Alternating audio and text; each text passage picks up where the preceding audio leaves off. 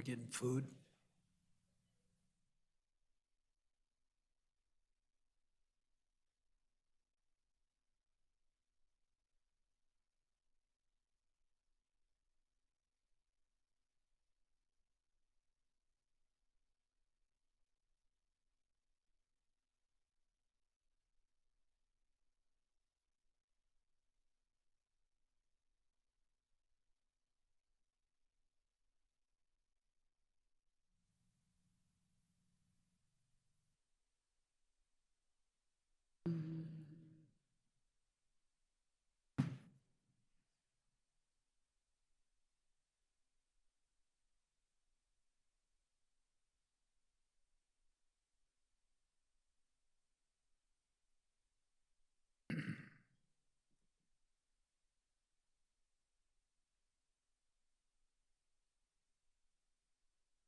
You know, if we're ever going to see the homeless? I don't think so. Are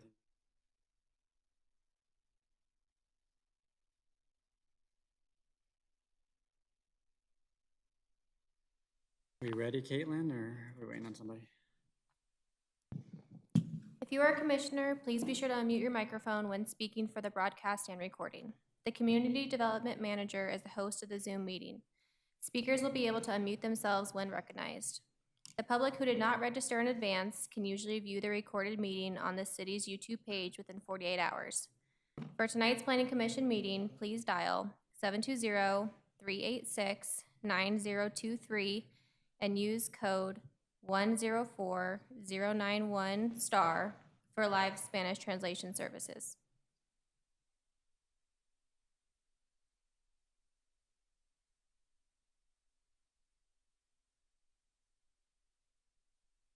Is he going to read it in Spanish or no? Okay.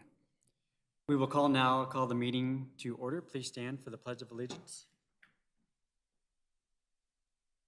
Pledge allegiance To the flag of the United States of America, and to the republic for which it stands, one nation, under God, indivisible, with liberty and justice for all. Thank you. Caitlin, can you please do a roll call of the commissioners? Chairman Popiel, Present? Commissioner Yost, Present. Commissioner Biltoft, Present. Commissioner Ingram, Present. Commissioner Douglas. Present. I'd like to introduce staff present with us tonight. Sarah Geiger, Deputy City Attorney, Jim Tolbert, Director of Community Development, Steve Timms, Planning Manager, Tricia Mason, Community Development Manager, Jennifer Jones, Principal Planner, Anita Riley, Principal Planner, Omar Yusuf, Planner, Jamie Rice, Planner, and Caitlin Memmer, Planning Commissioner Liaison. Thank you for joining us tonight. Can I ask for a motion for the approval of our minutes from our last meeting? Chairman Popiel, I motion that we approve the minutes from the last meeting. And a second? Second. Caitlin, can you please do a vote? You could please vote electronically.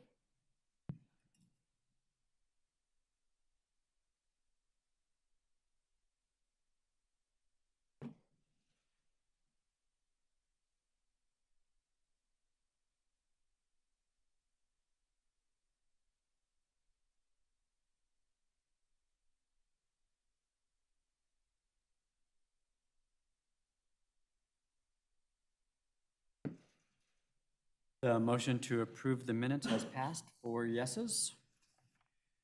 We will now move to our case of the evening. Geiger, can you please introduce the case? Chairman, just a point of order. I believe there are a couple of items on the agenda that might be moved.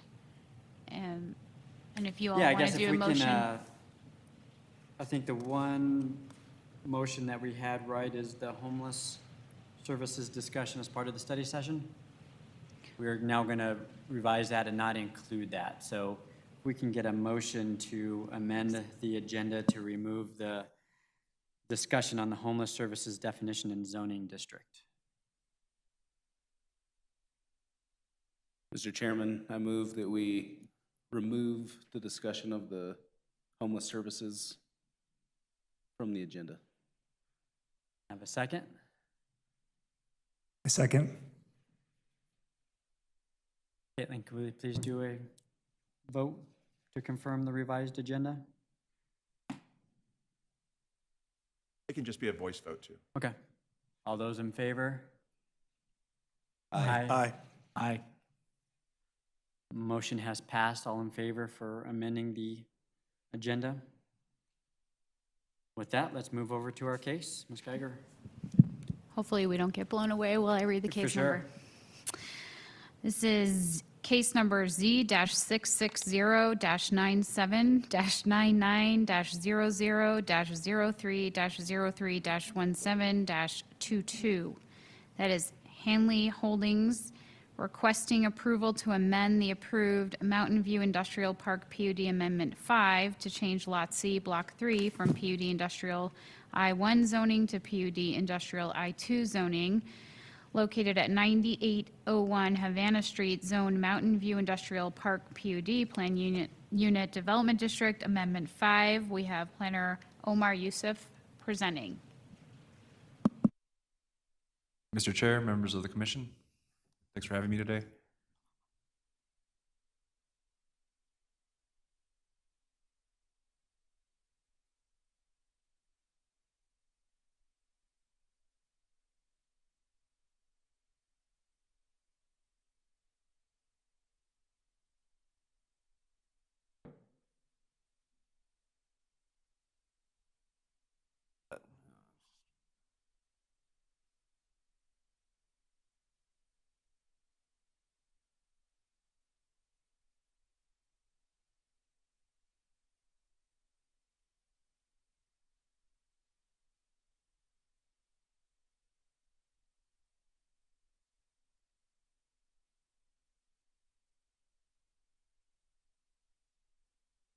There it is. Thanks for your patience. So introduction, staff enters into public record the contents of this case file, PUD zone document regulations and digital presentation. Additionally, the property is located within the city of Commerce City. Required notification and posting requirements have been met. Therefore, the Planning Commission has jurisdiction. Here's this case. Case summary, it's located on 9801 Havana Street. It's PUD zone document amendment to the Mountain View Industrial Park, PUD. The current zoning, it's PUD. Future land use is industrial distribution and is located within Ward 1 of the city. In accordance with Section 213251, 2 of the Land Development Code, planned unit developments are reviewed by the Development Review Team and Director of Community Development. Planning Commission holds a public hearing and provides a recommendation to City Council. City Council holds a public hearing and makes a final decision to approve with conditions, or deny the application based on approval criteria from Section 213251. Case, a little bit of background on this PUD. It was annexed from Adams County and rezoned AG agriculture, the PUD, back in '98. A total of 5 amendments have been approved since March 1999. The first amendment was to replat 2 lots, blocks 3, lot 8, and 9 into 3 lots, which requires a movement of lot lines and movement of zone boundary lines. This was approved. The second one was August 2000, Amendment 2 to the Mountain View Industrial Park PUD. Amendment to reduce fence masonry standards, reduce FAR, access points, and addition of architectural standards, and this was approved as well. Third amendment, back in June 2003, Amendment 3 to the Mountain View Industrial Park PUD, amendment to reduce floor area ratio, increase outdoor storage limitation, decrease setback requirements, add propane storage as a use by right, subject to fire marshal and building official approval, and modify landscape requirements to new city landscape ordinance standards. Fourth amendment to the Mountain View PUD back in July 2003. This was the same thing, but for Lot 3 of Block 3 only. And then the fifth one, which was back in April 2017, is Amendment 5 to the Mountain View Industrial Park to change Block 1, Lots 1 and 2 to allow I-1 uses and general retail. And this was approved as well. parcel's, it's located, it's wedged in between the Cass subdivision to the east, which is an I-2 zoning district. And you have a couple parcels to the east, to the west, which are predominantly warehousing, to the south as well. We have a detailed imagery of the current site conditions. And the future land use map for this PUD is industrial distribution. As you can see, across Highway 2, we have the Belt Creek subdivision. So the request, in additional background, applicants requesting the use of pipe fitting, welding, and steel metal fitting, which includes forging and stamping, and for the office uses will be heavy construction equipment and contracting, which is included in the operations. The appropriate designation for this is I-2 or I-3. A little bit more about the company that is proposing to take over is they're called Pinnacle Steel. They do specialize in welding steel columns used in electrical substations. For now, they're starting off with 15 employees, 5 in office, 10 in the manufacturing bay.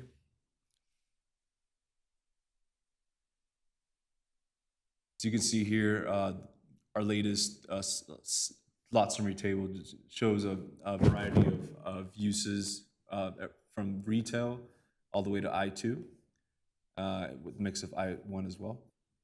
And to the left is the PUD adoption back in 1998, I believe. We have the PUD landscape standards. So this industrial park has enhanced landscape standards superseding other industrial parks.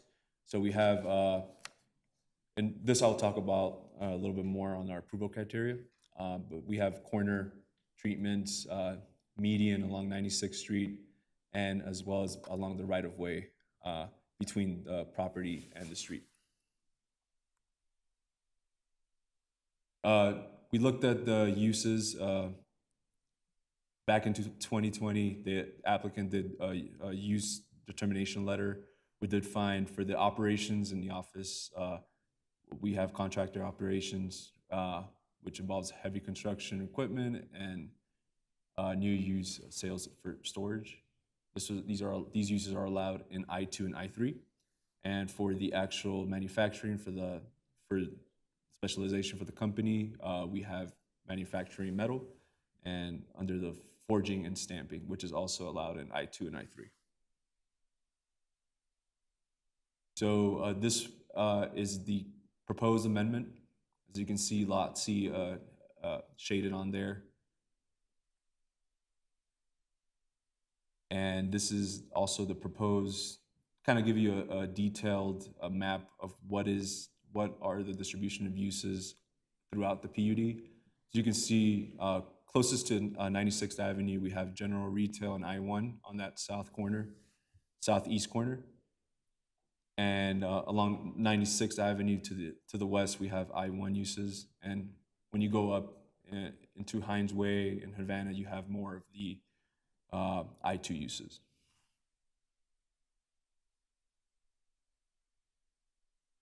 The PUD zone document approval criteria, the first one listed as the PUD zone document is consistent with policies and goals of the comprehensive plan, any applicable adopted area plan or community plan of the city, or reflects conditions that have changed since the adoption of the comprehensive plan. Our analysis was the I-2 zoning designation is consistent with Mountain View Industrial Park PUD. Further, it conforms to the previous PUD amendments. The Mountain View Industrial Park PUD and its 5 consequent amendments are city-adopted documents that were approved in March 1999, August 2000, June 2003, July 2003, and April 2017, respectively. Furthermore, the comprehensive plan identifies this property as industrial, appropriate for I-2 uses. Staff finds this application meets this criterion. For B, the PUD zone document is consistent with any previously reviewed PUD zone concept schematic. Our analysis, no PUD concept schematic plan has been submitted to the city for this application since it's a single lot and it's already developed industrial park. Staff finds this criterion is not applicable.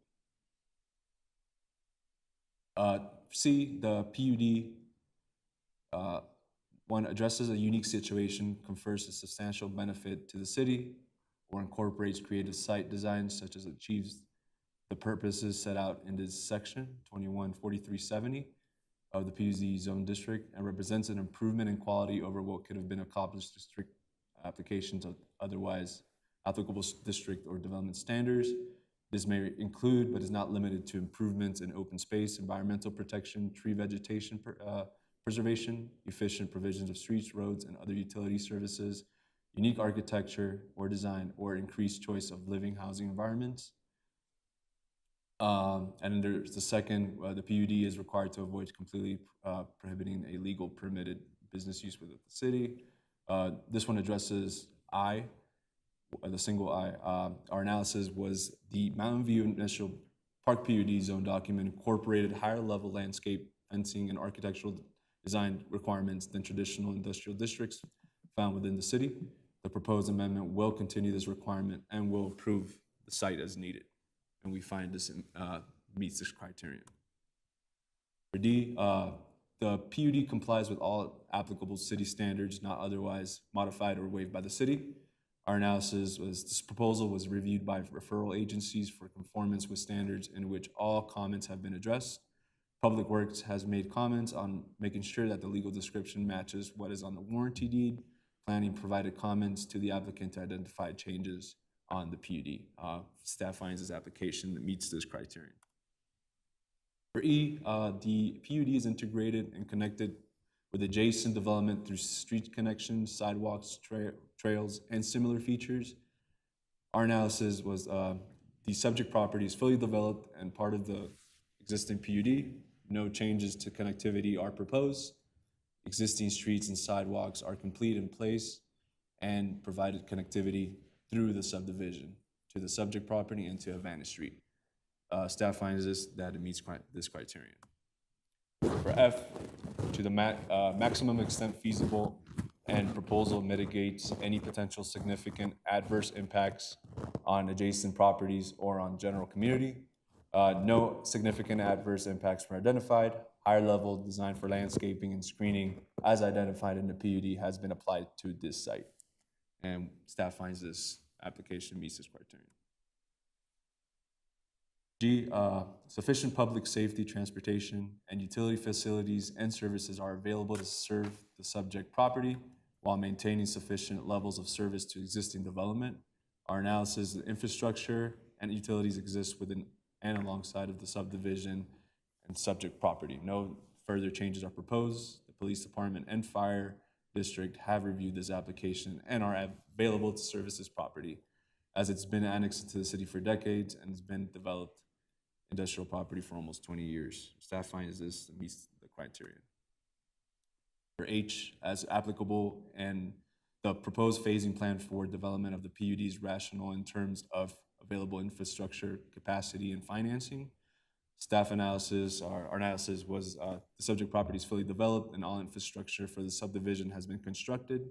No further phasing or improvements is needed or anticipated as it is a developed site. Staff finds this meets this criterion.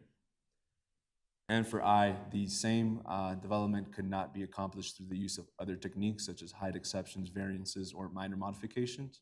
The proposed use requires I2 zoning, which requires a PUD zone document amendment. The proposed use cannot be accomplished through other land use applications.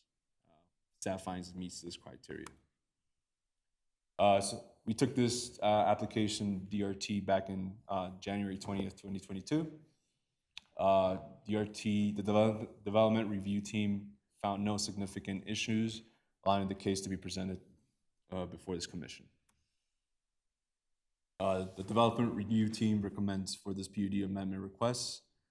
The PUD meets the approval criteria for PUD zone document as forth in the Land Development Code.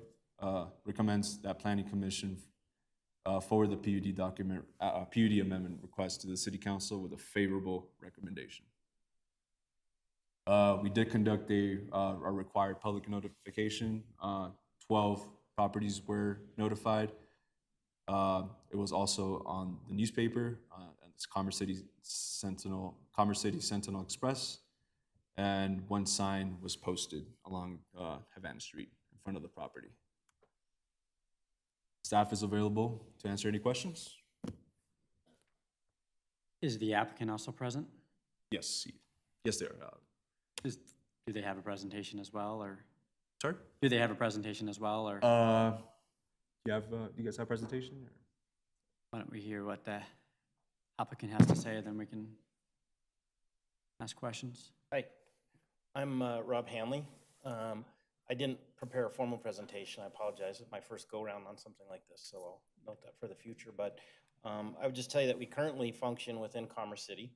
We have a facility on Brighton Boulevard. We fully intend to keep that facility operational. This is a tremendous opportunity for our company and the people that comprise it. Based on our growth over the last 5 years, we have a tremendous need for additional capacity. This building has given us an opportunity to do that with a comfortable proximity to the existing facility. So it's worked out, assuming we get through this process, it will work out very well for what we're intending to do with the business, which is additional job creation and continue to grow our company, get back to the community and the people in it. Okay, thank you. Questions from the commissioners? Yeah, I have a question. In the case study, in the staff report, it's mentioned maintain buffer between track C drainage area to the north. Can you explain that to us? Yeah, so there's a drainage area to the north.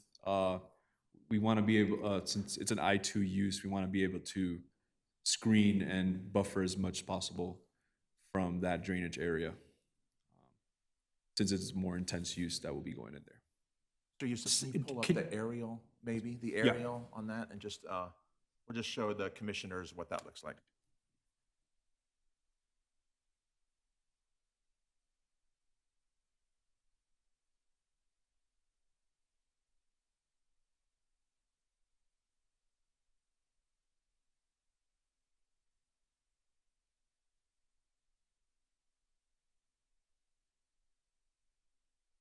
Yes.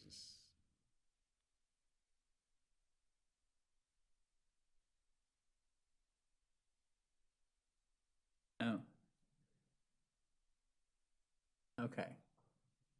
So yeah, so if you see that the site's already developed, as the applicant said, with a building that's been there about 15 years, but if you just see to the north of that blue box where those trees are, that's a drainage open space area. And so that's what they're just adding, the fence screening on that side. So what's going to be added is a fence? Okay, I got it. One more question I had. It was said in the presentation or the packet that we got, and I'll read this verbatim: the Public Works Department and Tri-County Health Department provided substantive written comments. Public Works requested changes to the legal description, while the Tri-County Health Department recommended that the applicant obtain a facility's air emissions permit as a condition for issuance of a building permit. Yeah, so so that would be once they complete the applicant completes the process. The final step that Tri-County told us to do is to strongly recommend air emissions permit for that. But that will be the last step. So they do plan on following that recommendation? Is that? Yes. Okay. Typically, though, it's going to be a steel manufacturing place, right? Typically, those, you wouldn't think you would associate that with such the requirement for an air emissions. Is there things to, You have to properly vent the work area. We from do a that in our welding current standpoint, is that I'm sorry? probably from a welding? Yeah, you have to, there's some smoke emitted and things like that. You just have to be cautious of that. So we currently do that. We have a system that vents the existing structures on our property today. We fully intend to comply with that. It's already in our plan. Thank you. That's all the questions I had. Any further questions from the commissioners? Yes. Thank you. So it's basically, this is a cleanup and you're just adding screening to the north area? Is that right? With trees? Yeah, we're not intending, we intend to, basically the way I look at that is it's a retention pond essentially. And if you look at the grade on the existing property, it drives drainage to that area. We have no need or desire to alter that in any way. We have very limited exterior storage.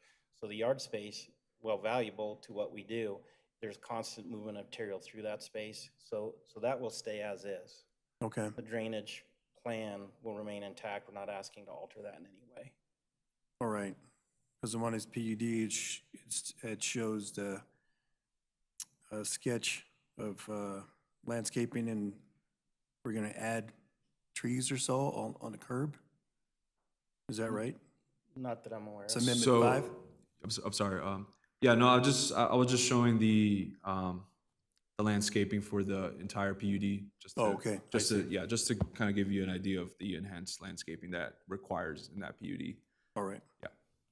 Thank you. Any further questions from the commissioners? Thank you. Thank you for the consideration. We will hear public comments from those who are in person, and from direction provided by council on Monday, February 6th, we can now have the public comment virtually. If anyone wishes to speak at a future planning commission meeting, please check the meeting agenda and city website for information on how to register or submit written comments. We will begin with comments for those in person. If anybody's in person, please step to the podium.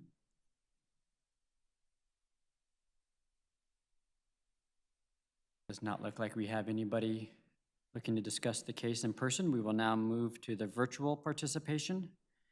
I believe we have a couple registered. Caitlin? If there is anybody that indicated they did not want to speak that would like to now provide comments, please use your raised hand feature.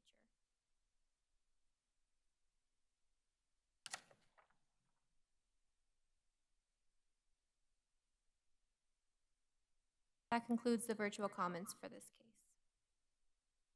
Members of the public were also able to submit comments online and by mail. There were no written comments received. We will now close the public hearing of the case. I will now ask for a motion for the case.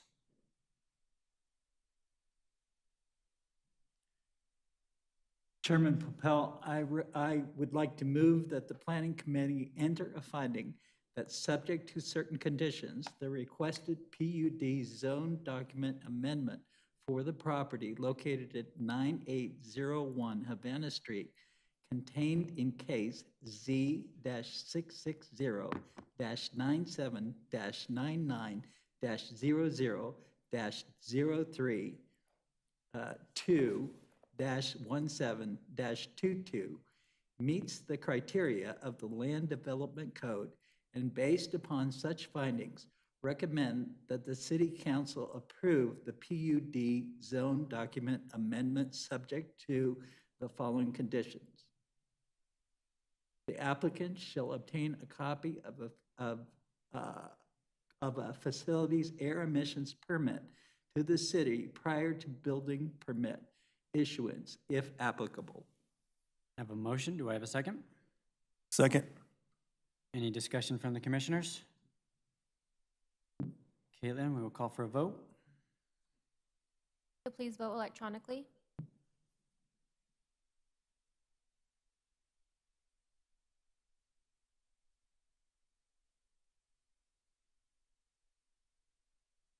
The motion has passed, 5 yeses, 0 nos. Thank you for the presentation of the case and for the applicant for coming in. That was our only case for tonight, so we'll now move over to miscellaneous information. First off, for any commission business. Any discussion from the commissioners?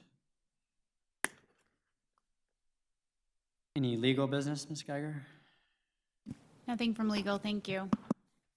Staff business, Steve? Just, Ms. Rice will talk when she gives her comp plan update here in a little bit about the joint coming up meeting, but our next meeting is going to be scheduled for May the 3rd, and we do have several cases for that evening. So we'll plan for a meeting in May. Steve kind of, wanted to bring up, as these future cases come on board, there's obviously from the last case we had last month, cases that we feel are coming up front. I mean, helping prepare this commission and I think even city council, right, of the hot topics, right? Schools, fire districts, right? We understand there's a tremendous amount of planning that goes behind that with the city, with the developer. It'd be good, I think, if we can include some of that and some of those agreements in the packet. Many times this commission's asked to speak on behalf of those agencies, but those agencies speak from themselves as part of this agreement. So if we could help that, I think that would be beneficial for this commission and moving forward. Staff agrees, yes. 100%. And we are actively working on that, but yes, we will see what we can start incorporating those into the May session for those cases, yes. Great. I do have a question. Are we going to hear the LDC amendment, the homeless services definitions? That is being postponed. The director, Tolbert, he's not here. He's going to continue to refine it a little bit more based on some further discussions with our city attorney. So that'll be coming back before you all in another study session, exact date to be determined. Yeah. That concludes our meeting. Our meeting is adjourned, and then we will move into our study session. And I ask that, let's move down to the lower tables for the So we have the table set up for a study session. We also have food and beverage, correct, Caitlin, as well.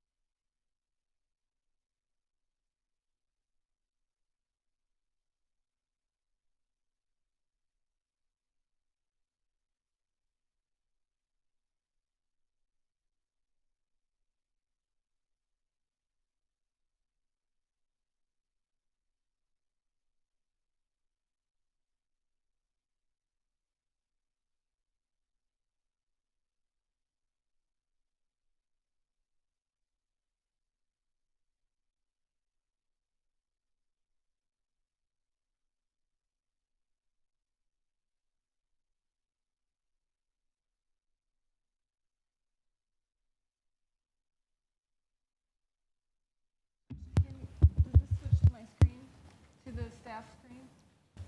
Your screen, oh, it shows up here. Oh, yeah. Test. Can you hear me now? Testing. We will now move into and commence our study session. Thank you. Staff is going to be making an effort to give the Planning Commission an update on our comprehensive plan efforts every month now. So we did this a little bit last year, and we had a few study sessions in between. So we will continue with a brief update at the beginning of each month if we don't have any other study sessions with Planning Commission. So for April, just giving you an idea of what we've done thus far. We have been reviewing and revising the vision and core principles.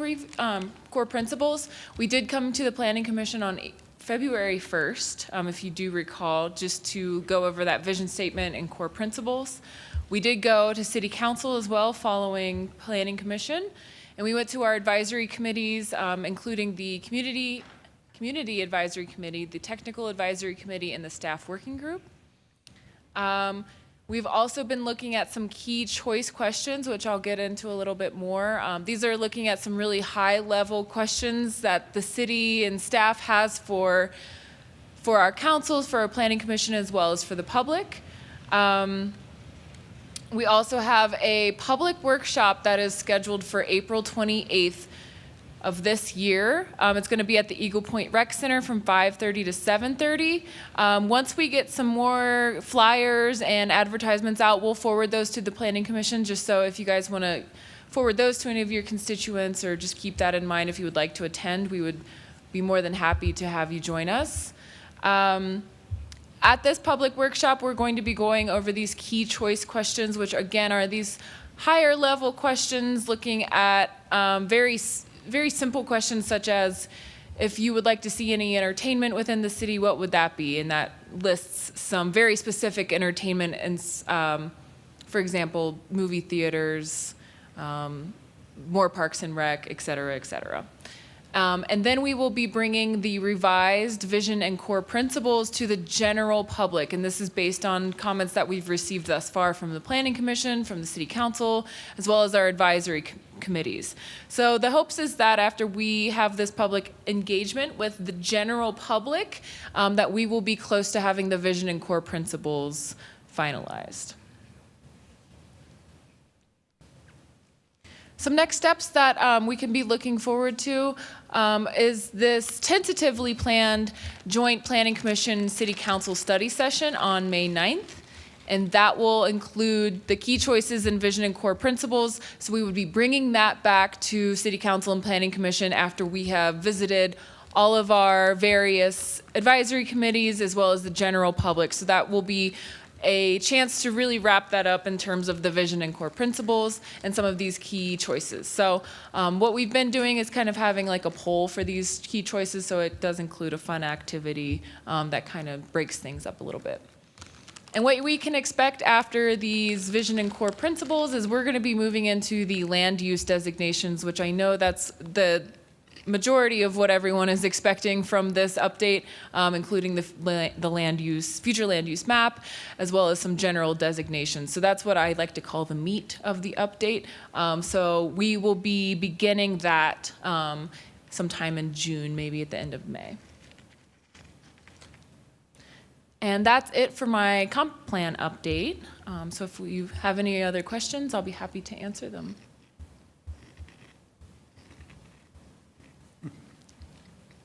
Thank you. I'm just going to switch gears and go to my other presentation.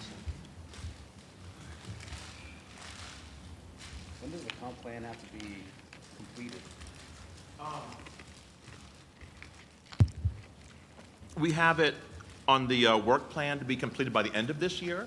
So there's not a city council election this year. So we don't have to worry about, trying to maneuver that. But our goal is probably fourth quarter of this year, ideally. That's kind of what we're shooting for. The main part is, right, this new future land use map, where residential goes, where's commercial goes, right? That's a huge piece of it. And so that'll be looking forward to for June and July for a lot of activities. Now, with that comp plan, it also broke things up for transportation, parks and recs. Correct. And economic development as well. Economic development. And I believe, although Jamie may know more than I do, I believe they're getting ready to start the Parks Master Plan, right? Should be kicking off here literally like in the next month. Yes. And then after that, the transportation plan, as you said. So there's going to be, while Jamie's focused on the comp plan proper, you're also going to get a presentation in the future from Tracy Ferguson, our parks planner, or Carolyn Keith, our Parks and Rec director, and then our Public Works engineering staff as well will come and do these. So there's going to be several plans overlapping as we all kind of move forward. So just something to look forward to over the next year. Okay. Good question, thank you. Because this started in 2020, correct? I'm sorry? This was proposed in 2020 and started the summer of 2020? Or was it last We year? did have a kickoff. We had the first joint planning commission city council kickoff on January 25th of 2021. Okay. We did kind of elect the citizens advisory committee and get some more of those logistical matters finished in December of 2020. Are we going to put out a mailed survey to the citizens? Not that we have explored thus far. We are going to have an option for people who can't make it to this April workshop. We're going to have a link for them to take a survey online. Will there be a survey at the, will there be a survey at the April 28th workshop? So the way that the survey is set up, it's not going to be conducive to have this survey And the workshop? at the workshop. Okay. But we are visiting the rec centers. We're actually going to be at Eagle Point tomorrow night as people are kind of going in and out, and we're going Oh, to be good, having that good. survey there. Yeah. And then we'll be also having that survey up at Bison Ridge at a Up similar. at Bison Ridge, okay. How else are we going to inform the public of this April 28th meeting? So we've got we've got our Facebook, and we've got our social media, as well as we did post it in the April newsletter that does go to each house within Commerce City. Are you going to advertise it on Nextdoor? We typically don't. We have an account proper next door, however, we're okay to give it to you all to post on your respective Nextdoor and Facebook. That'd be great. Yeah, that would be. take that on. Yeah, that would be really great. Because some of those are closed groups that we just don't have access to. Gotcha. Thanks. Yeah, it would be really great if everyone here wants to come to that workshop. But rest assured, we will be having a lot of other workshops, trying to split them in between Eagle Point and Bison Ridge to get the full scope of the city.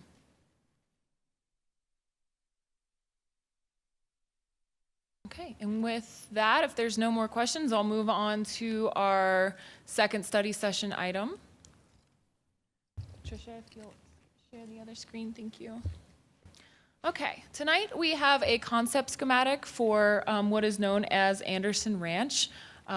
This is located at the southwest corner of Chambers Road and East 100th Avenue. I'll show on a map here.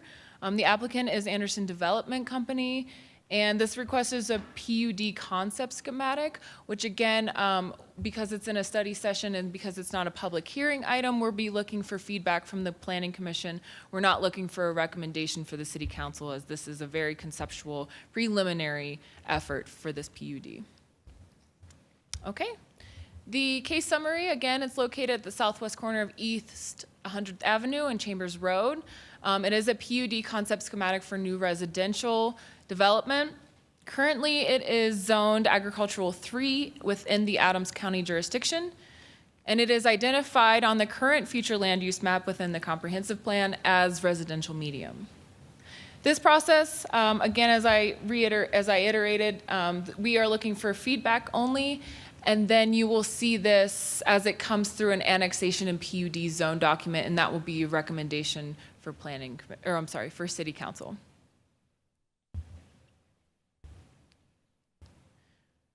So this applicant is proposing 588 units on 121 acres for a density of 4.85 dwelling units per acre.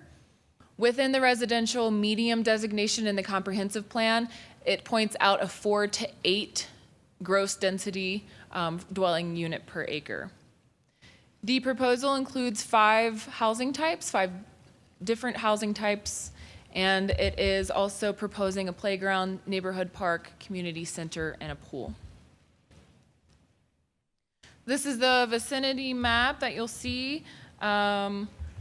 It's right north of the Rocky Mountain Wildlife Refuge, west of Chambers Road, and that major arterial that's up to the north is 104th.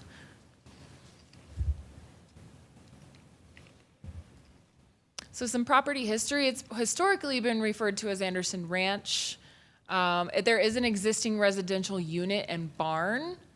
The property was actually annexed into the city in 1988. The owner submitted an application for an airport, which the city did not support.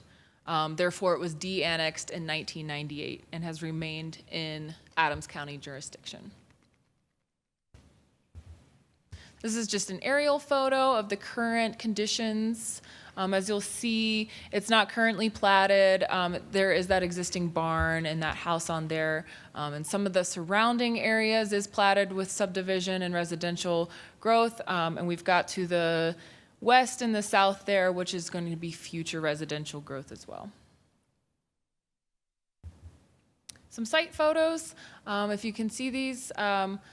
The view from Chambers Road at the top there, that is the entrance to the current residence, and you can see the barn and the house there as well.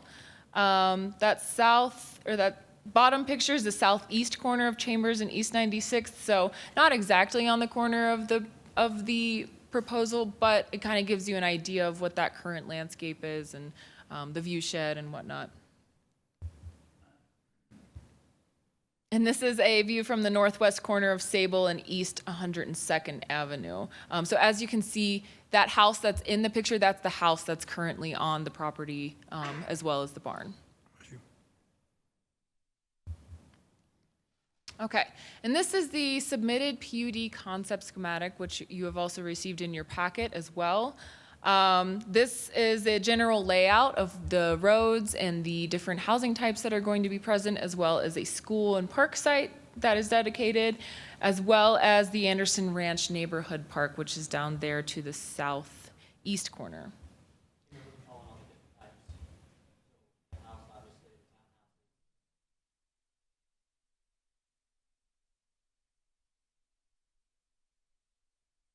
Sure, so with the 5 types, it's going to be 5 different lot sizes. Therefore, it'll be 5 different housing styles, housing sizes, as well as housing costs as well. They've got the townhomes. They've got 40 by 77 foot square feet single-family homes, 40 by 100 single-family home lot, 50 by 100 single-family home lot, and a 60 by 100 single-family lot. So like the second row in, is that still considered townhomes? Kind of the lighter orange? Yes. The townhomes are located, it's in that pink color, so it's all the way to the east, and then as it goes into the middle through the development there, above the neighborhood park. Mm-hmm. I have a question. Will Foxton Village sits just to the west of this? Mm-hmm.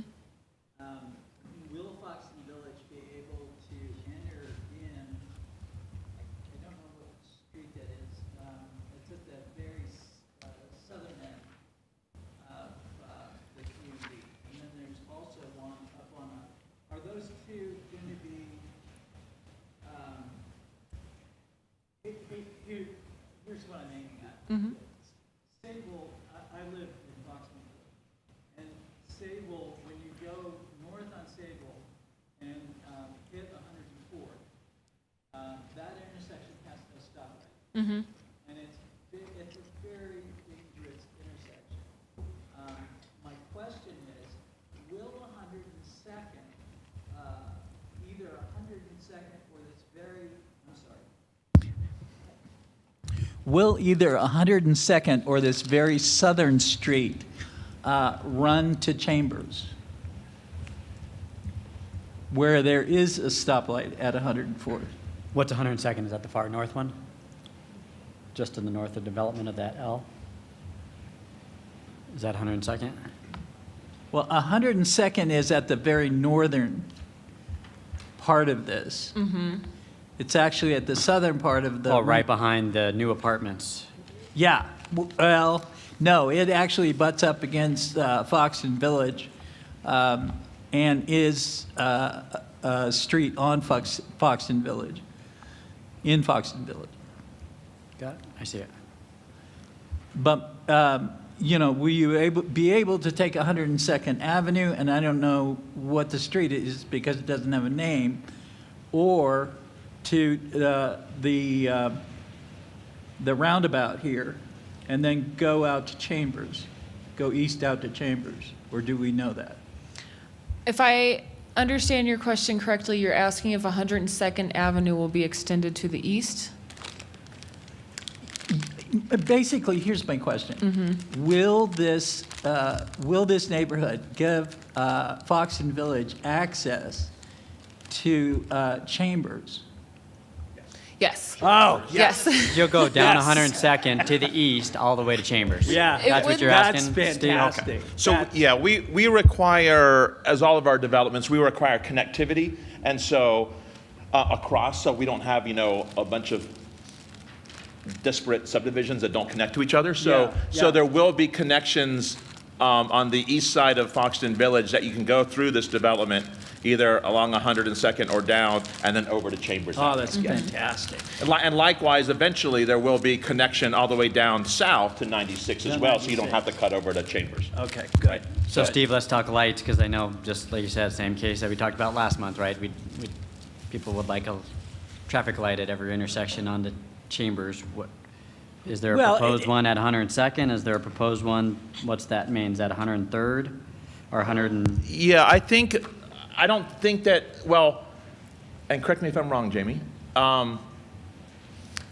as part of the PUD zone document, so the next stage that comes before you all, the applicant's required to submit a full-blown traffic study. They did not submit one as part of the concept schematic. Okay. So as part of that zone document, they have to do that, and that's when engineering will review it and say, hey, we need traffic signals here, here, or what have you. So we're about one step early, but yes, that will be included That'd in be the good. next step. Yeah, like you said, right below schools is traffic, so. But you're right, I mean, It would be good for them to tell us that they did the study. Correct. This is what it showed. That's This is where exactly we right. think we would recommend a light would go in, blah, blah, blah. That's correct. Okay, That's exactly right. okay, Yeah. cool. Why all the roundabouts? Is that a new, is that just their theme? I'm sorry, what was that? All their lovely roundabouts in this development. Yeah, that we did, there were some comments received from South Adams County Fire that greatly reduced the amount of roundabouts that are within the development just because of the turning radius for the trucks, and as well as sometimes they can be damaging to the trucks if they hit a curb on those roundabouts. So those have been reduced from the original plan as well. But it is a requirement for traffic calming, right, through Yeah. those type of Yeah. streets, so. We just that's don't not see the that a only lot in option, some but of that's these one roads. option. Yeah, I think they work good, just we haven't seen that They a do lot. work well. Right.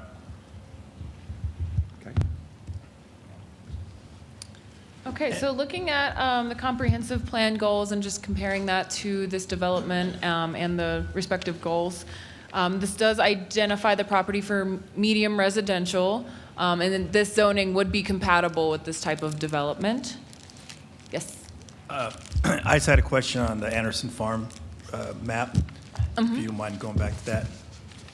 So the folks in Harvest Meadows, when they purchased their property, were they informed that future connections on 102nd Avenue and East 100th Avenue would eventually be tied in to future land development? Within Harvest Meadows? Yes.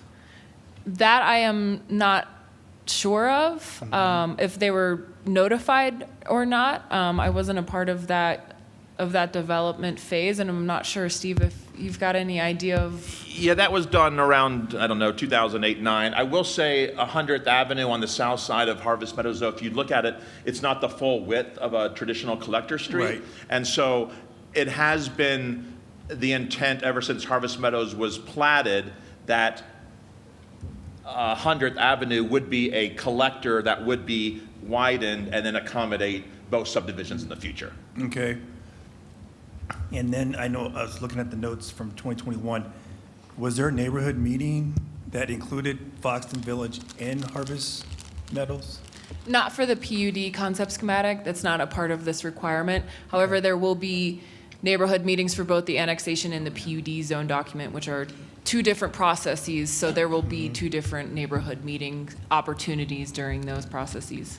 Now, is this a combination of two different developers? Because isn't there a annexation for, was it Elbert or? Eberly Eberly? Place? That's not part of Eberly, is it? No. That's on the other side of Foxton other side. Village. Yeah, that's the on west the- side. okay. Yes. And as far as spilling out Sable, going north, that's going to be just adjacent to the future Oakwood development, correct? So I know people were asking if that was going to be a full intersection, not Sable, but what is it? The, up on the west side there between Foxton Village and this development? Yes. Yeah, and then obviously on the other side of where the green and the yellow and the green is on there, that is part of the Reunion Ridge development. That's being master planned right now, and so Sable will go, if that is Sable, I think it is Sable, will go south and straddle again both the Anderson and the Reunion piece going down as well. So that'll be the collector, that'll be the north-south collector that way, so that folks don't have to go up to 104th, they can go, like we talked about, over to Chambers or down to 96, yeah.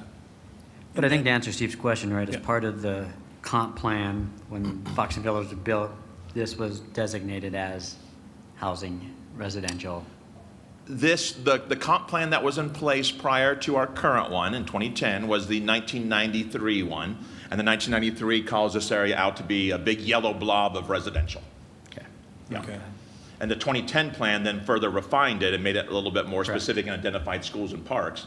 But the original Northern Range plan had it just as a big swatch of yellow for residential. Oh, gotcha. So speaking of the school piece, and I see that it's almost 10 acres, that's what they're asking for elementary school.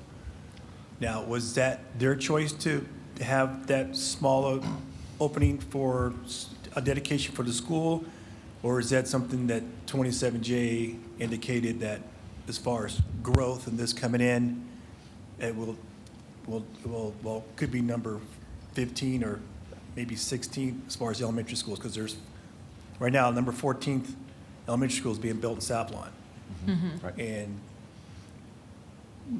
you're saying if this goes forward, because just to the west, Oakwood is proposing to put a school someplace over there. Is that site for middle school? No. Because the high school is up on 96. Correct. There were several meetings with us and the developers in 27J about both this site and the site on Oakwood, and it was determined that yes, this site does need to accommodate an elementary school in addition to the Reunion Ridge site, because the Reunion Ridge site will handle Turnberry South and Reunion Ridge kids in the future, and this site long-term will handle this development, Harvest Meadows, and Foxton Village kids as well. And then, of course, we have on the other side of Chambers, we have the Second Creek Elementary for Frontera, right? All right. So yes, 27J did say we do want a school site here for elementary, and the acreage that they proposed is acceptable to the district.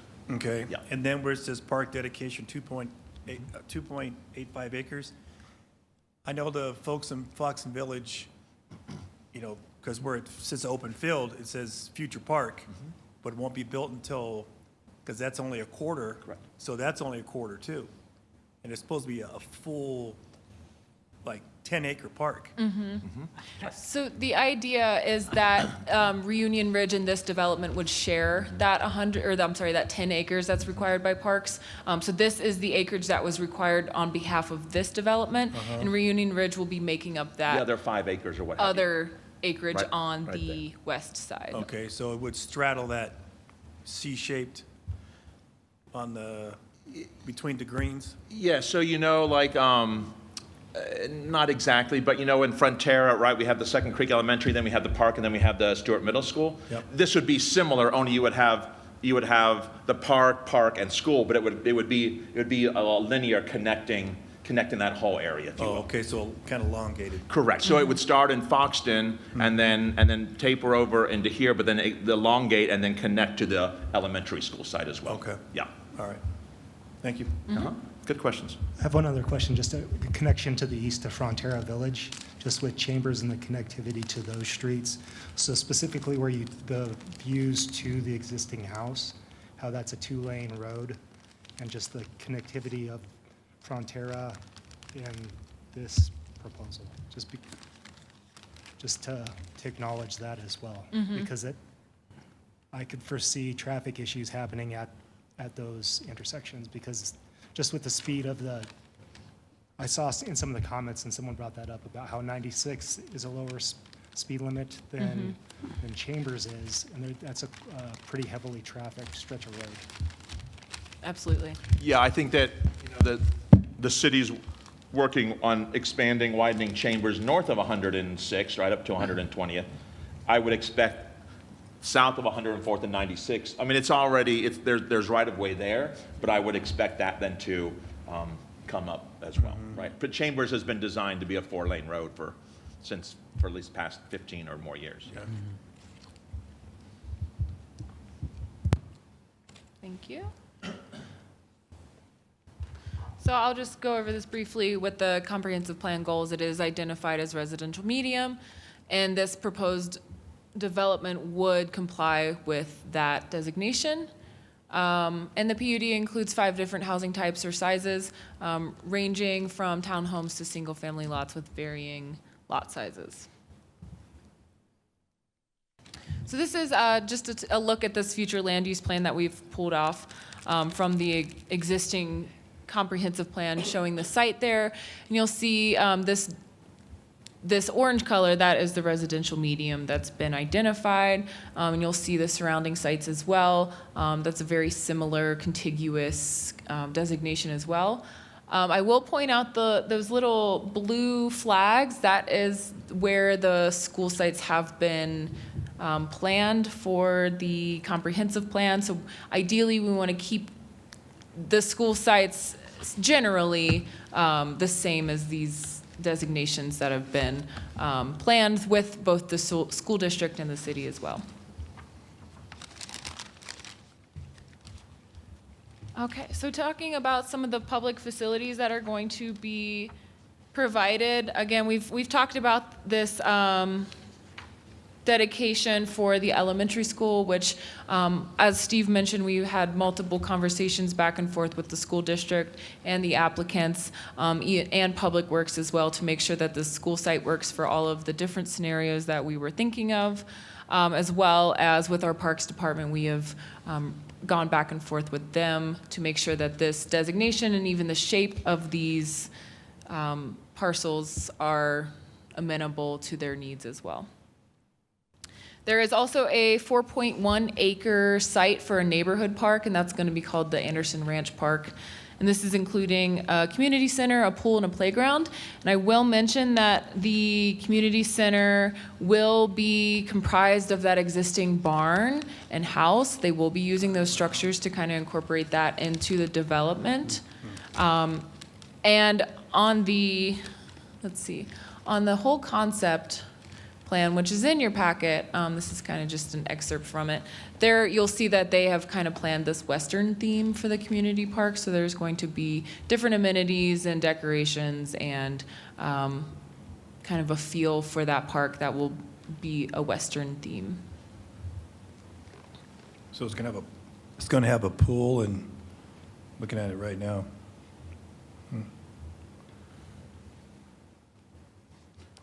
And that will be, just for clarification, that will be the private HOA or Metro District park versus the public park, right? There's a lot of distinction right now between private and public parks. So this one's going to have both, but that piece of it with the Western theme will be the private side.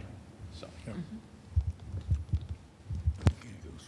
Okay, this is something that I pulled out from the transportation plan comparison. The transportation plan does point out some through streets that would be at 100th Avenue.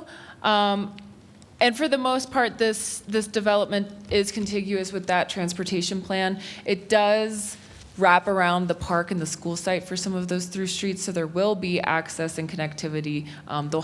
It'll just be around that park and around that school site as well.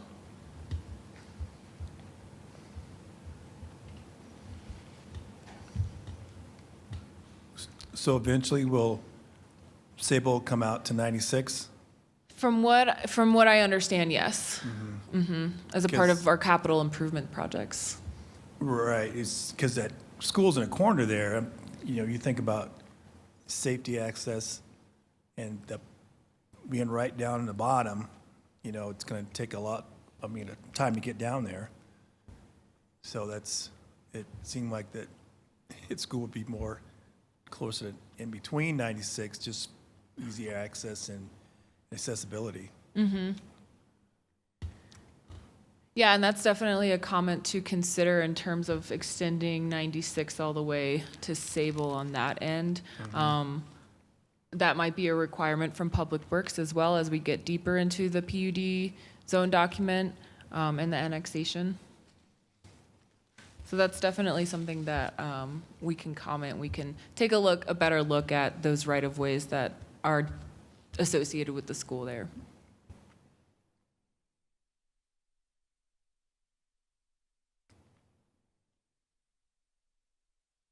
Okay, taking a look at the surrounding development, just want to point this out here just so you can see Reunion that is existing. That's up in the northwestern part of this picture right here. That's already platted and subdivided. To the southwest there, that's the proposed Reunion Ridge. So they are still getting their entitlements in place, so they are not platted and subdivided as of yet. This highlighted portion right here in the blue box, that's also going to be Reunion as well, and Reunion down to the south. And you'll see the existing Foxton Village and Harvest Meadows that are surrounding this area as well. I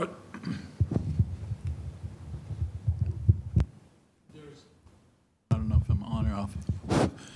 There's an old schoolhouse right along Potomac. It's between Reunion Ridge and the Ebersols. Are there any plans to keep that building? I'm sorry, plans to keep it? Yeah. So it's identified, well, staff is aware of that. It's currently being used as a private residence. It's not part of Reunion or the Everly development, however it surrounds it. We have spoken with both developers about when they do their planning to potentially not acquire that site, but to build that in case that site is acquired in the future and turn into some type of community center or community amenity, because it is a historic structure and we don't have a lot of historic structures up north. Right. It's the old Cactus Ridge School, and so it's one of those little blocks there right by Potomac. But yes, so it's not necessarily part of this. It is on the radar though of the city. Okay, good. So I guess that's Good. I guess that's the good news. Yeah. How old is that? 1913, I think. Whoa. Yeah. Wow. So. There you go. I will also point out that we're on this slide, and this was mentioned in the staff report. At the time of the staff report, the applicants are required to work with Reunion Ridge, which is this development right to the west of them, for their detention pond. The ideal is that they would combine efforts and have a regional detention pond due to some of the swales and the different detention basins that are within Anderson Ranch. It would be beneficial for them to use this regional detention pond along with Reunion Ridge. However, if the applicants and Public Works are finding that that's not conceivable, they will have to rethink their detention basin, and they'll have to include it within their development. So that is just a little caveat. We're still waiting on Reunion Ridge to finalize their plans. So as of right now, it is a condition that they either work with Reunion Ridge for that regional detention basin, or they redesign their development to include that detention basin with on-site. I would think it'd be a great idea to, if there is a kind of a detention pond for everyone, to turn it into an open space, and have all those communities, be, open to all those communities. Absolutely. In Reunion Ridge is the blue shaded? Yes, that is Okay. correct. Because I think that whole area right there slopes down towards the west, towards Potomac, right? Mm-hmm. So they'd have to build a drainage all the way through their property to have the retention pond totally on the west side. Yes, that is, when we were talking with Public Works, that was some of the obstacles that they were running into, especially with that park and school site Yeah, dedication. Reunion Ridge might not like that too much because they got to build their pond big enough to handle both of those sites. Yeah. Yeah, we will see what they come up with between Reunion Ridge. Reunion Ridge and Oakwood is aware that they're gonna have to potentially work with this Anderson Ranch development. So that is still yet to be determined. Reunion Ridge is aware that the efforts would like to be combined. So I think that they're just finalizing a little bit more information on their side so that we can move forward with this as we keep moving forward with these entitlements. So, we have the comprehensive plan, and looking at other cities, how they deal with retention ponds. They actually do like subterranean drainage, so the upper portion is usable, and then things drain down under just to offset storm, as far as storm sewers and storm drains. Sure. So seeing more detention ponds, those really need to be cleaned up a little bit because they just kind of, not very attractive. Sure. And there's better ways to put drought-tolerant plants, make it more please the eyes. And I see that other places, and they do it very well, especially when it comes to runoff of, pervious surfaces that the water just drains right below. So it appears it could hold water, but the minute water hits it, it just disappears. See a lot of that in like Savannah, Georgia, all over the place. And just because there was their certain types of when they're doing their infrastructure, they would have to put those certain materials in. I've seen it in sidewalks, curb and gutter. So the water wouldn't travel down the gutter, it would just go down below Sure. to this subterranean area. So it would be nice if we can incorporate some of that in our future comprehensive plan. I mean, we keep saying future, but by the time this all gets built out, it'd be nice if, I think their comprehensive plan needs to be a living document, Absolutely. that Yeah. it should start now and kind of phase in sooner, because it's just going to be, well, I won't say it will be, but it'll be something you will read later but not see, because we're just moving so fast. Sure, yeah. That's definitely something that we'll be sure that both Reunion Ridge and Anderson Ranch consider, and we'll provide that feedback for them as well as bring up some of these comments within our comprehensive plan update. Because that little half moon on the bottom to the right of Fox and Village, that little half moon, well, a little C-shaped, because in that land, like you said, it just drops down, just like this table here. It's a huge drop. It's just, it'd be bring a lot of fill dirt in there to kind of level some of that off. I mean, I know it's would be somehow making it to a detention pond, but that's a large set of land that drops from where that little half moon and where that green top goes across, because that's where the street is. And as you go down, it's just like a plateau on top, and Yeah. so. Well, and with a potential regional detention pond, there should be opportunity for both developments to work together to make it a really successful, opportunistic area that people can use. So James, before we leave that, just another thought, because just looking at the orthogonal grid of this, and one thing I don't think is being leveraged is connectivity to the wildlife refuge, since that is a connective point on Chambers. Sure. It doesn't feel that any of these, that they're, how we're talking about drainage, but there's also an opportunity for greenbelt trail connectivity to the one lone access point you actually have to get into the refuge on the north side right there. And since it seems like that's a big selling point, is the connectivity to that we should leverage that. Absolutely. Yeah, that's a good idea. Is that's Potomac Street, or is that It's on Chambers. Potomac? Chambers dives into it at 96. That's where the parking is. The trailhead, so there's access to where there's the overlook where you can look back to the city. And then there's a connection from there to take you to the perimeter trail. Obviously, they don't, go all the way to 96, but if they put the infrastructure in or the trail connection, then Reunion Ridge would then follow suit. And that could be, if they're doing a western theme, right? I mean, the Arsenal's kind of west. I mean, that would be a nice, potentially nice Agreed. selling point. So, yeah, that's good. Because on the east side of Chambers, there's a wide sidewalk, Oh, yeah, there should be a multi-purpose path. on the west side, but connectivity back all the way through these new developments back to the west.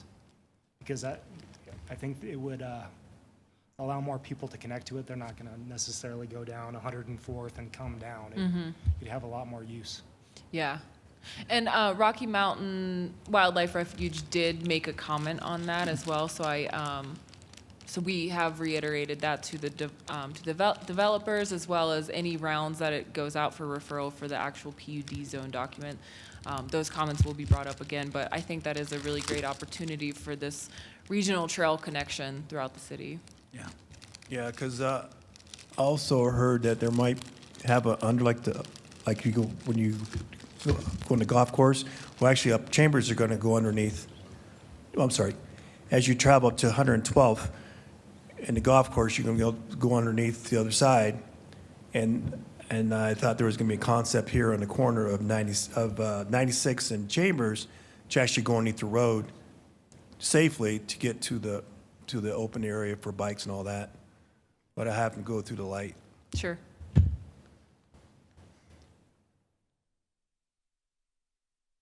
All right, so I will keep going here. So this is just kind of outlining the process and what these next steps are going to be. So we're here tonight for your review and comment. There's no action or recommendation, it's just feedback. And then once we get the feedback, they will make their official formal submittal for annexation, because if they are going to move forward, they're going to need to be in the city. So that will include a planning commission review and recommendation, as well as city council adoption. So that'll be the first part of this process to formally submit and get this development on its way to entitlements. Next will be the PUD zone document, which will line out all of the different design standards, the requirements that are required by the developer that have been set forth with our public works through a development agreement, and that will basically be the guiding document for this PUD. That will again come before Planning Commission for review and recommendation, and you will make a recommendation for City Council for their adoption. Both of these processes, the annexation and PUD zone document, will include a neighborhood meeting. So they'll have a neighborhood meeting for both of these processes as well. And as we get later on down into the process, once they have all those previous entitlements in place, next thing would be a development permit or a site plan or a PUD development permit. So that would be site-specific development. So that would be each lot that's being subdivided and each house that's being built on that. And that's generally administrative review and approval by the time that they get through the development permit, through all of these other documents and entitlements. Everything should be set forth within these plans for them to go forward with the development permit. So some guiding questions that we have for Planning Commission tonight that we're looking for feedback as well as any other comments that you want to provide. We're looking at how does the Planning Commission think that the overall density of development and lot sizes work with surrounding developments and regulations? How is the overall layout of the site, including the overall street layout? And we have talked about some of these items as well. And does the location of the public park and public school site work for the site and surrounding developments? And any specific architectural elements for residential or theme / branding to include? So those are just some guiding questions that we're looking for feedback on. I think I've got one on the first one. So the area around, you've got east of Chambers right there. You kind of have, it's compatible. You've got the townhouses, you've got all the, those, they're kind of like townhouses in the middle, but they're a little bit different. They kind of snake through there. Then you've got the tighter residential around. I think if we keep getting areas like that, and then like this one where you start off with those townhouses, it's super tight and compact with spots in the middle, the whole entire area is not going to feel, very open. So, the being on the very, short end of the dwelling units per acre, I understand the reasoning behind it. You've got to, the developer's got to get something out of it. You've got to pack some things in there, but it's, that whole area is going to be pretty tight with the surrounding neighborhoods if you don't, have a little bit of openness to it, I think. Are you talking specifically on this Well, 'cause you've eastern got- side? Yeah, so where you start off, where you come into the development right there with the purple, just to the east right there across Chambers, that residential area is super compact and tight and dense. It's pretty dense up to the north. And even you go further north up there, you run up towards those multifamily and everything. So, the whole area, lot size wise, is getting into a super tight grid. There's nothing there that kind of breaks it apart. Sure. So, it's, as you go through there, you get into those streets, it's gonna be like the city's just a giant jail cell, basically. Yeah.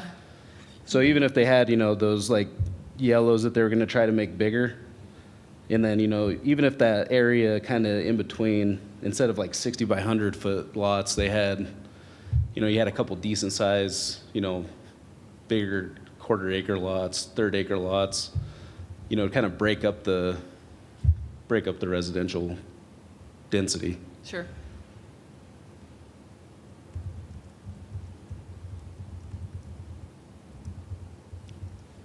Was there just talk of why they separated the park and the school? I would have thought those two would have gone adjacent to each other. Yeah, and that was definitely the initial intent. Considering this layout, with it's just kind of like that L shape, it was posing to be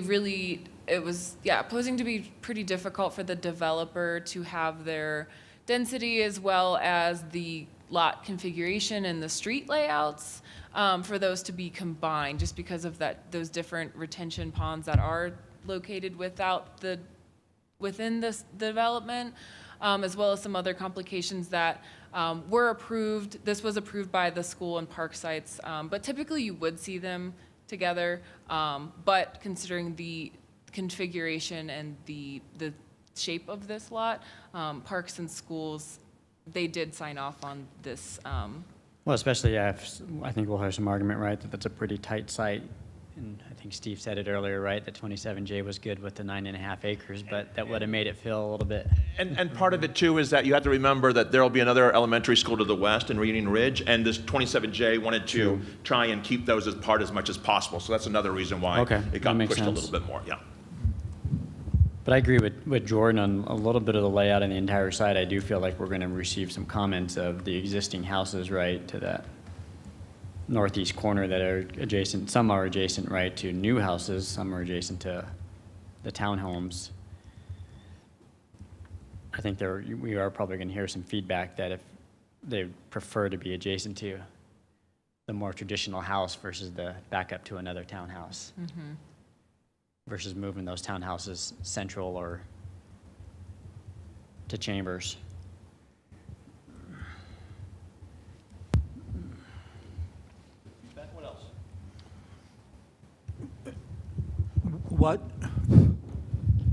what are the, let's see, between the park and the school, there's a green box, and then up towards the northern end, there's another green box up there. Are those retention ponds? Yeah, those are smaller retention ponds within the development. Okay. Oh, those aren't pocket parks? Those are detention? That is correct. See, that's where you could have those subterranean drains in there, because it's a potential for kids to hang out. And this is really dense. It's really packed. I know the biggest question is going to be, where's the retail and commercial that's going to handle this additional 588? And I know it's not on here, but there's a trend with some of these developers is adding rentals into this mix too. And I know that's not on this discussion, but that's why people tend to live in residential areas like what we have right now, is because they want to get away from rental properties, because sometimes they don't keep them up. And I know that's one of the things that Oakwood wants to do. But again, it's what I'm looking at is the biggest question is going to be, where's your retail that's going to handle this residential? Sure. And I know you look to the north between the apartments, there's that big swath of land there. Is that in the enclave as well, or is that part of the city's property? That property just south of those apartments they're building, by the power lines? Yes. Yeah, it's in the city. It's a single-family old farmhouse owned agricultural right now. Okay. Same thing on that side, same thing on the other side of Chambers. Okay. Mr. Douglas, what I'm hearing, though, is that you would prefer if, as it relates to the multifamily piece, townhomes may be okay, but you don't necessarily want to have apartments be a use by right here. Is that what Well, as no. the rental component? Well, I'm just saying, as far as these townhomes, and it doesn't indicate that they're going to be for rent. I'm just saying people move into a place and they expect everything to be the same as far as residents taking care of their property and all that, and with the HOA, we don't have to worry about anybody not saying that the landscaping won't be, kept up and all that. But I was just referring, it's as far as just being so tight and just adding that in. Sure. But like I said, the biggest thing is the retail that's going to go along with this, because we're adding so much to our population. And King Soopers is busted at the seams. They do $2 million a week. That's a lot. Mm-hmm. And we don't see any relief. Right. It's my understanding that City Council has put a commission together to study what other cities have done to attract retail. Yep. Although I do think it's important that we look at areas that we have land to use for that. I'm anxious to know, we have to have two things. We have to have the land, and then we have to have the attraction to put retail here. So I'm anxious to see, and then I think that commission is going to have its findings in June. And I'm anxious to see what kind of findings they come up with as far as attracting retail into the city. And again, the other part of that is that we've got to have room for it.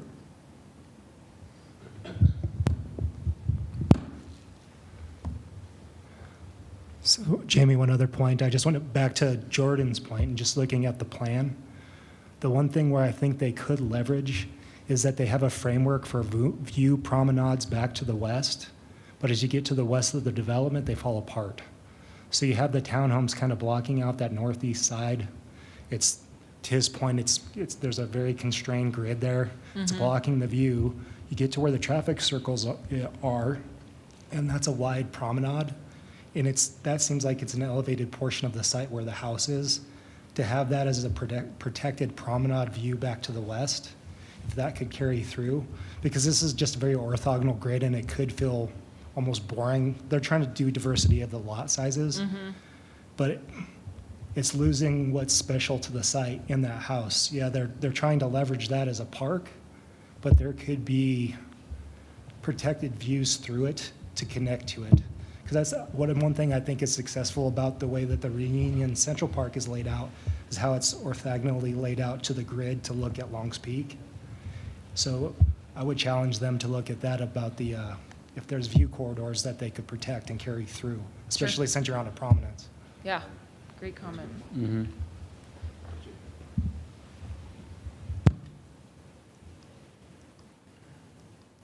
Is everyone okay with the western theme overall? Yeah, I like that, I like that. That looked good. Use like the old barn and farmhouse is pretty cool. Yeah. Talked about the streets, we talked about there's no mixed use in the comp plan, right? We know that mixed use has been a hot topic. Right. So we don't have to worry about that with this development, right? I think really what's key is that, well, number one, the city's trying to make, our future PUDs kind of unique, and so I like that view kind of playing corridor. That's a new aspect, and I agree with that house is kind of on a high point, so that's nice.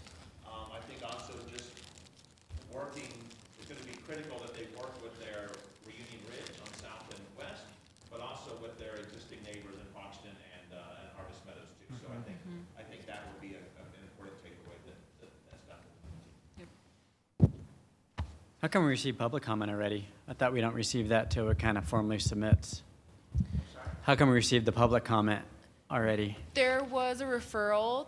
Referrals go out to the different surrounding HOAs, and it got forwarded out, which is fine. So we did want to include those comments to the Planning Commission, just so that you're aware of it. And we just, pass along every comment that we do receive. So those have been made aware to the applicant as well. Okay. And they have responded to some of the concerns within there in the proposal and the revisions. However, we'll look at those public comments a little bit closer as we get through the formal submittals. I think it would be in favor for Foxton Village. I can't speak for all the citizens there, but I see access to Chambers and this park on the southern end that adjoins to Foxton Village, a huge advantage for us. The other advantage that I think we'll see is that Foxton Village is kind of in a no man's land. To the west, there's no housing, and to the east, there's no housing. And to the south, there's no housing, and to the north, there's apartments. So our home prices are primarily given by other homes in Foxton Village.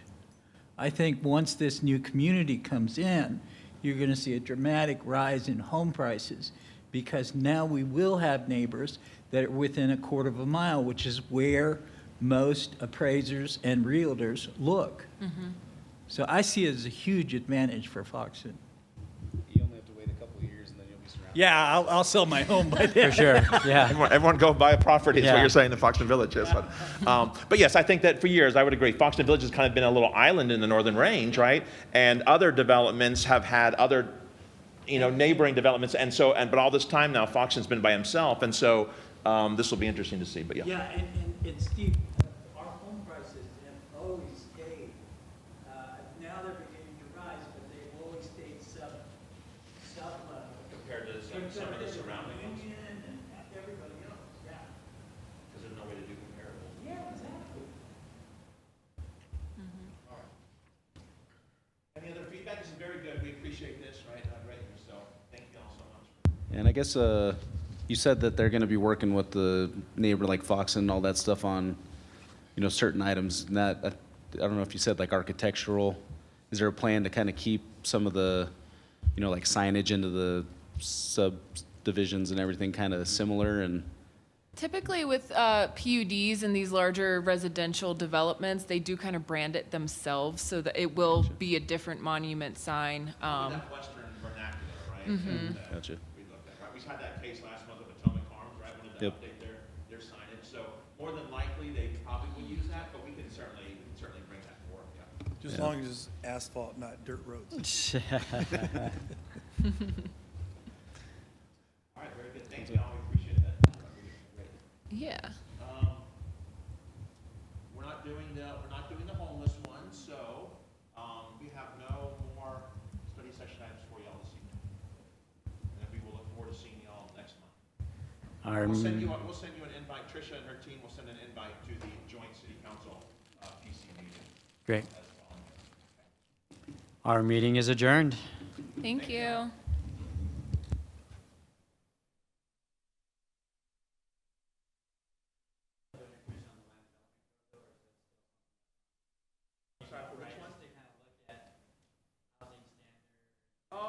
Yeah, I could have mentioned that.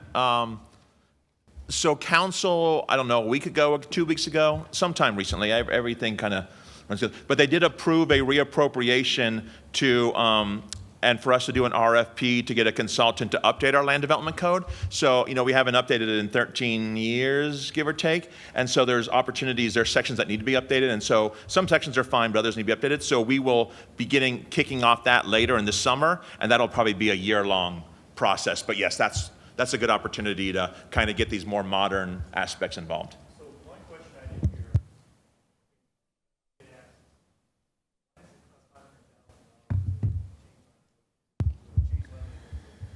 Prices have gone up dramatically, Steve, across the board. I mean, it's true in construction, it's true in sales.